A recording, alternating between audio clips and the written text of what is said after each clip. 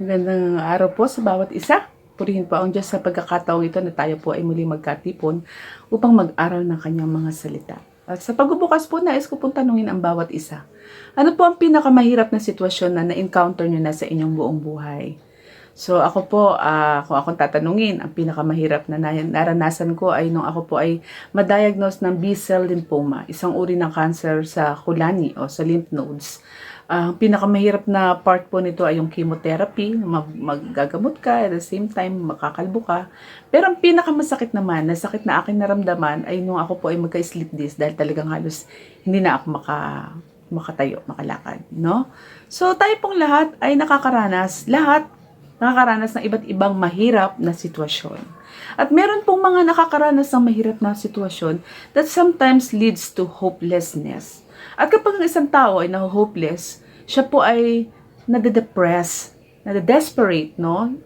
Kapag wala ka ng pag-asa, parang iba na ang iyong tingin. Parang lahat gagawin mo na para lang mabago yung sitwasyon mo. Isang sitwasyon na minsan mahirap naman din talagang baguhin, no? So, katulad ng mga problema sa pamilya, kaguluhan sa pamilya, problema sa pera. Minsan, kapag marami tayong bayarin, tapos wala tayong pambayad, nade-depress na tayo, nahihirapan na tayo sa sitwasyon. Ito pa isang mahirap na sitwasyon na ating nararanasan kapag tayo po ay nawalan ng mahal sa buhay, no?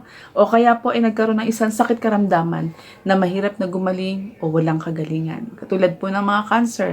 Pag naisip natin cancer, parang feeling natin, mamamatay na ba tayo? Tapos isang malaking gamutan, no? So, itong mga pagkakataon na to ay mahirap na sitwasyon that sometimes leads us to be hopeless, no?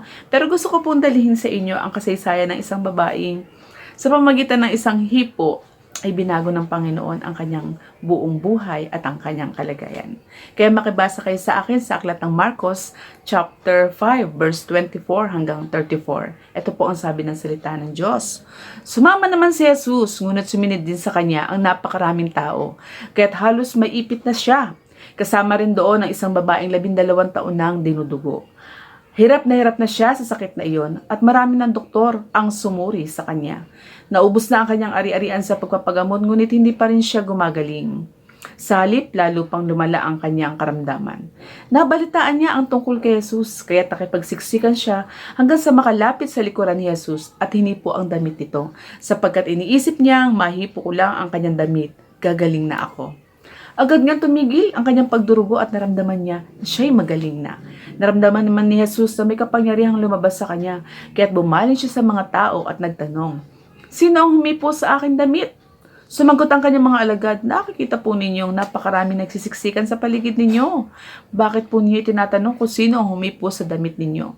Subalit patuloy na lumingon-lingon si Jesus sa paghahanap sa kung sino ang humipo sa damit niya. Palibhas sa alam ng babae, ang nangyari, siya nanginginig sa takot na lumapit kay Jesus, nagpatira pa at ipinagtapat ang buong katotohanan. So nabalit sinabi sa kanya ni Jesus, "Anak, pinagaling ka ng iyong pananampalataya. Umuwi ka na at ipanatag mo ang iyong kalooban. Ikaw ay magaling na." Pagpalain po ng Panginoon ang kanyang banal, makapangyarihang salita at buhay upang maranasan mo at maranasan ko ang pagpapala ng mga pangako niya sa pangalan ni Jesus. Amen. So, ito po ay kasaysayan. Siguro maraming beses na natin narinig ang kasaysayan ng isang babaeng ito na 12 taong inaagasan o dinudugo, no? So, sabi dito sa binasa natin, marami ng doktor ang sumuri sa kanya at sa halip na siya po ay gumaling, no? Hindi po siya gumaling kundi lalong lumubha ang kanyang kalagayan.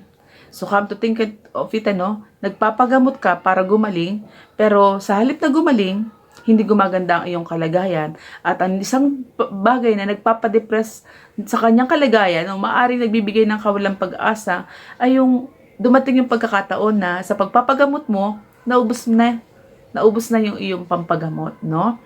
Pero hindi pa rin gumagaling, hindi pa rin gumaganda ang kanyang kalagayan. At sa kultura po ng babaeng ito, doong unang panahon sa kanilang kapanahunan, ang isang babaeng dinudugo ay itinuturing na marumi. Katulad din po yan ng may ketong, no?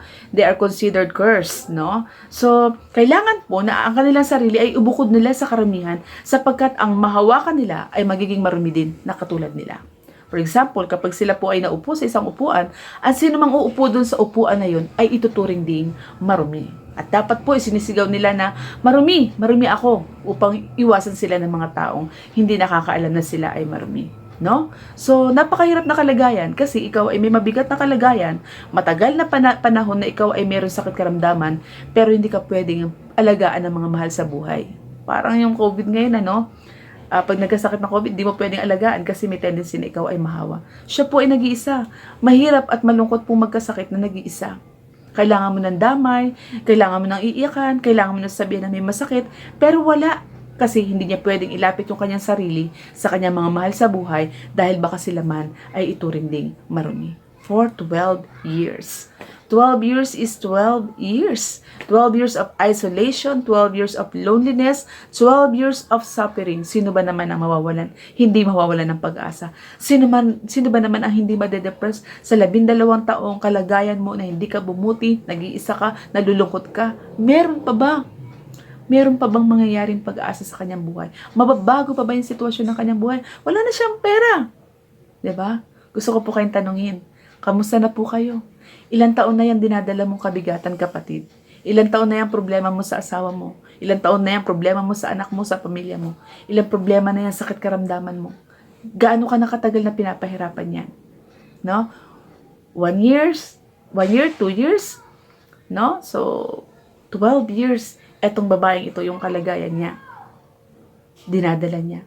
Hindi lamang sakit ng katawan, kundi sakit ng kalooban at sakit ng kaisipan.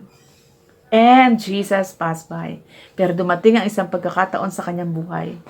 Isang pagkakataon na dumaan ang Panginoong Hesus at binago ang kanyang buong buhay.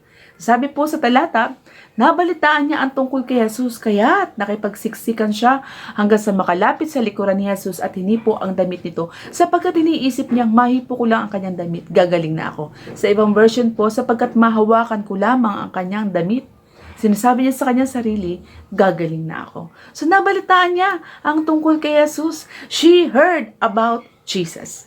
Alam mo kapatid, napakahalaga na yung ginagawa ng Panginoon sa iyo, yung ginagawa ng Panginoon sa akin na pagpapagaling, pagtugon sa ating mga panalangin, pagbabago ng ating mga kalagayan, ay ating ipahayag.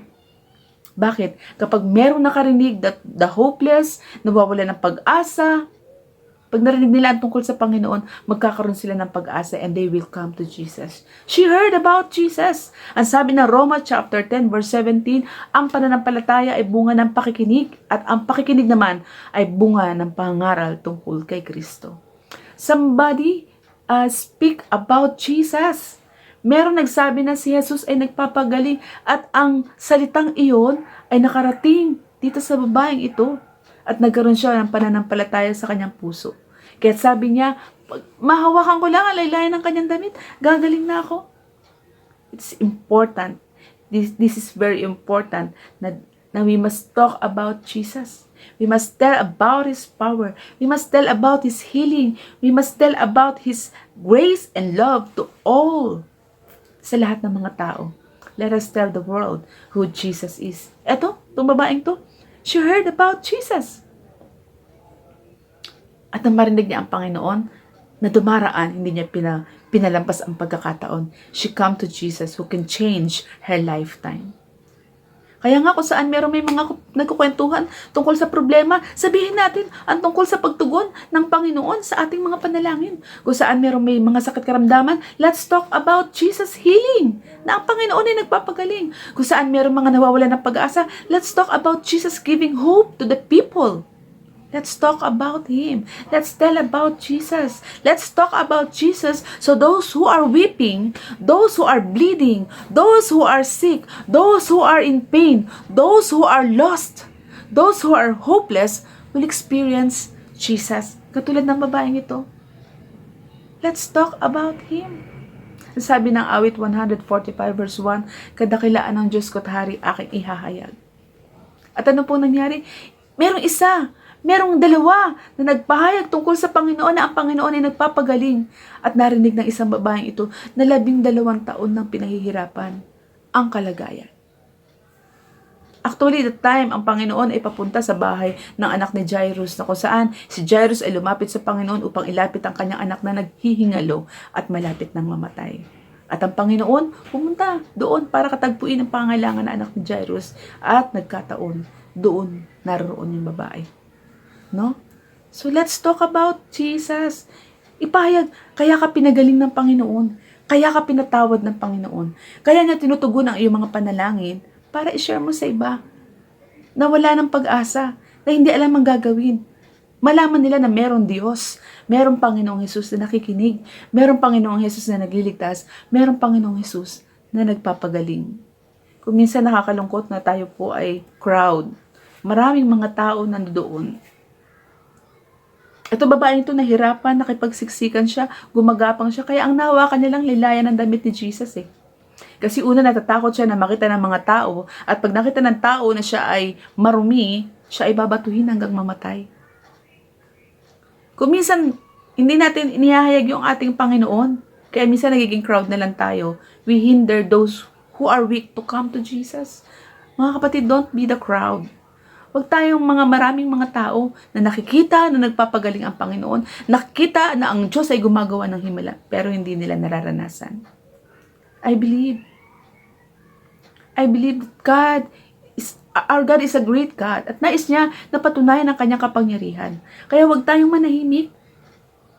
Huwag tayong kailangan maranasan, maghangad po din tayo na maranasan ang kapangyarihan at himala ng Panginoon. Huwag tayong maging katulad ng crowd. They see Jesus, they heard about Jesus, pero hindi nila nararanasan yung hipo na kung saan merong mababago sa kanilang buhay. Actually, siksikan ng mga tao doon. May mga nakakahawa kay Jesus, may mga nakakadikit kay Jesus, pero ba't marami doon? Hindi naman nabago ang sitwasyon. Eto lang babaeng ito na nagsabing, mahawakan ko lamang ang laylayan ng kanyang damit, ay gagaling na ako. Siya nabago yung kanyang sitwasyon.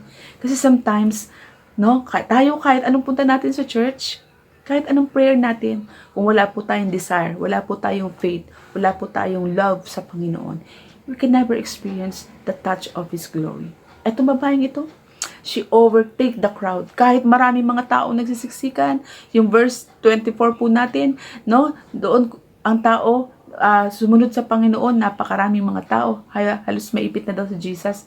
Pero etong babaeng ito, kahit naginigit-git na maraming tao, she overtake the crowd. Sumiksik siya doon. Nakipagsiksikan siya at pumunta siya sa likod ni Jesus. Sapat na sa kanyang puso, sa pananampalataya niya sa kanyang puso, na mahawakan kahit lamang ang laylayan ng damit ng Panginoon. No? Halaylayan ng damit ng Panginoon. Naniniwala siya sa kanyang puso na kahit na siya ay marumi, kapag humawak siya sa Panginoon, hindi magiging marumi ang Panginoon. Naniniwala siya sa kanyang puso na kahit na siya ay marumi, kapag nahawakan niya ang Panginoon, ang kalinisan ng Panginoon ay magbibigay din ng kalinisan sa kanya. She overtake the crowd. Actually, no, it was not an accident na nandoon siya. Buti na lang nandoon siya. Hindi. Ang Panginoon naroroon, doon dumaan para katagpuin siya. Katulad din sa pagkakataon sa gabing ito, kapatid. Kaya ka nakikinig? Kaya mo nasumpungan ang pagkakataong ito? Sapagkat nais din ng Diyos na katagpuin ang iyong kalagayan. Hindi aksidente na ito inaririnig mo. Ipinaparinig ito ng Panginoon sa iyo sapagkat nais niya nakatagpuin, nais kanyang pagalingin, nais niyang baguhin ang iyong sitwasyon. Katulad din ng babaeng ito na sa paglapit niya sa Panginoon, binago ng Panginoon yung entire life niya. Actually, sa pagkakataong ito, sino ba ang totoong hinipo o nahipo dito? Siya ba talaga ang totoong humipo sa Panginoon? In the first place, it was the Master. It was Jesus who touched her heart to come to Him. Diba? Ang Panginoon, ang unang tumawag, ang unang pumili, ang nag-ordain ng pagkakataon na yun, ng pagkakataong ito para maranasan natin siya. No? Hinayaan ng Diyos na nandoon siya sa lugar na yon para marinig niya ang tungkol sa Panginoon at mabago ang kanyang buhay. Katulad mo din. Hinahayaan kanya na makapakinig ng salita niya, maranasan ang gagawin niya sa kayong buhay. Sapagkat alam ng Panginoon na kaya ka nakikinig sa gabi ito, kaya hinayaan niya na makapakinig ka sa gabi ito, sapagkat alam ng Panginoon na meron kang pangangailangan sa Kanya, na tanging siya lamang ang makakatugon sa iyong kalagayan. Ang kailangan lang natin, i-grab yung opportunity na ito, na ang Panginoon ay kumikilos, ang Panginoon ay nagpaparanas sa ating buhay. Get out of that dark room. Stop isolating yourself. Tama na yung pagmumukmuk natin. Tayo ay katulad ng babae na yun. Mula sa kanyang pagkatago, sa pag-iwas sa maraming tao, she get out of her place at lumapit siya sa Panginoon nang may lapit o may pananampalataya sa kanyang puso. Sabi niya, mahawakan ko lamang ang laylayan ng kanyang damit, gagaling na ako. And what she confessed, sa kanya pong naranasan. Kaya nga there is power in tongue. Kung ano po yung sinasabi natin, we will experience it. Kaya nga kung ano po yung gusto nating mangyari, sabihin natin ng sabihin para marinig po ng ating tenga at maging sistema po natin pumasok sa ating sistema. Diba? Faith cometh from hearing and hearing the word of God. Etong babaeng ito, mula sa kanyang kalagayan sa dilim, sa sulok, no? Siya po ay lumapit sa Panginoon. At sabi niya, gagaling ako pag nahawakan ko ang laylayan ng kanyang damit. At nangyari ang kanyang pinanampalatayanan. Automatically, at once, sabi na binasa natin, tumigil ang kanyang pagdurugo. Naramdaman niya na siya ay magaling na. 12 years ka ba naman na dinudugo? Araw at gabi, alam mo ang pakaramdam ng isang dinurugo. But that moment when she touched the hem, the garment of Jesus, automatically, that feeling for 12 years, that pain for 12 years, that suffering for 12 years, stop at that very moment in the name of Jesus. Hallelujah. Nabago. Sa pamamagitan lamang ng paghipo ng may pananampalataya sa Panginoon. She was made whole. She was set free. She was cured. Tapos sabi ng Panginoon, naramdaman niya na merong kapangyarihan lumabas sa kanya. Ang sabi niya, sino ang humipo sa akin? Pero ano sabi ng mga tao? Nakita po ninyo na maraming mga tao. Siksikan nga eh. Wala nga social distance eh. Marami pong tao, tinatanong nyo ba po kung sino po ang humipo sa inyo? Siyempre, hindi mo na malalaman kung sino, kasi gitgita na nga eh. But Jesus knows somebody touched Him. Because Jesus knows everything. Alam niya ang lahat ng mga bagay. Pero bakit po siya nagtanong? Bakit niya tinatanong kung sino po ang humipo sa kanya? Una, sapagkat nais niya pong i-encourage yung pananampalataya ng babaeng yun. It is her faith that made her well. Sabi ng Panginoon, di ba? Pinagaling ka ng iyong pananampalataya. Napakahalaga po ng pananampalataya sa paglapit natin sa Panginoon. Katulad ng babaeng ito, dahil sa pananampalataya, yung 12 taong mahirap na sitwasyon na bago. So, tinatanong ng Panginoon kung sino ang humipo sa kanya because Jesus want to encourage the faith of that woman. Nais niya sabihin doon sa babaeng yun, anak, pinagaling ka ng iyong pananampalataya. Praise God! At ano pa po, bakit tinatanong ng Panginoon kung sino ang humipo sa kanya sapagkat nais ng Panginoon i-confirm na siya ay magaling na. Anak, pinagaling ka na. Umuwi ka na, magaling ka na. Kino-confirm ng Panginoon that it is Jesus. It is Jesus who made her well. It is Jesus who healed her. Tinanong ng Panginoon kung sino ang humipo sa kanya sapagkat nais ng Panginoon na iparinig sa lahat. Mula sa babaeng ito na magte-testifies, mula sa bibig ng babaeng ito na pinagaling siya ng Panginoon. Kuminsan kasi ang nangyayari, ang pinupuri natin, the creation, not the creator. So, ito po, tinanong ng Panginoon kung sino ang humipo sa kanya so that the people will hear. At itong babaeng ito, malaman din ng babaeng ito na si Jesus yung nagpagaling sa kanya. Kasi minsan yung mentalidad ng mga tao, baka kunin niya, tasin niya na lang laylayan ng damit ni Jesus, tas iuwi niya sa kanyang bayan at sabihin natin, eto yung laylayan ng damit ni Jesus, eto yung nagpagaling sa akin. Iingatan niya na, i-idol niya na yung piece of garment na yon. At hindi na natin ma-honor si Jesus. Jesus is the source of healing.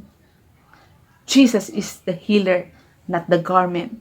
Kaya kahit anong hawakan natin, kahit anong ipahid natin, it has nothing to do with that healing na nais natin. Sapagkat ang totoong nagpapagaling ay ang Panginoong Jesus kung sasampalatayanan lamang natin.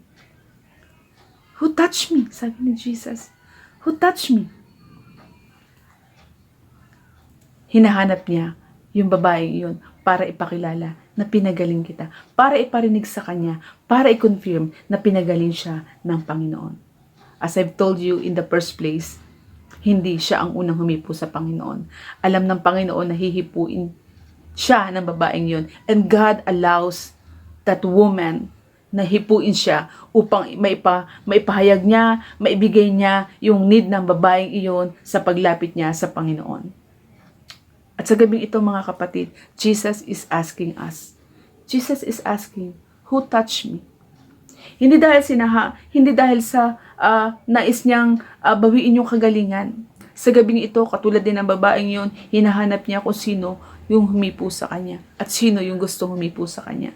Sapagkat nais niyang ihayag, nais niyang ibigay yung kapangyarihan niya na nagpapagaling, yung kapangyarihan niya na nagbabago ng sitwasyon, yung kapangyarihan niya na mag-aayos ng nararanasan mo, mag-aayos ng nagbibigay ng kaguluhan sa iyo, magbabago ng iyong pananaw, magbabago ng iyong sitwasyon.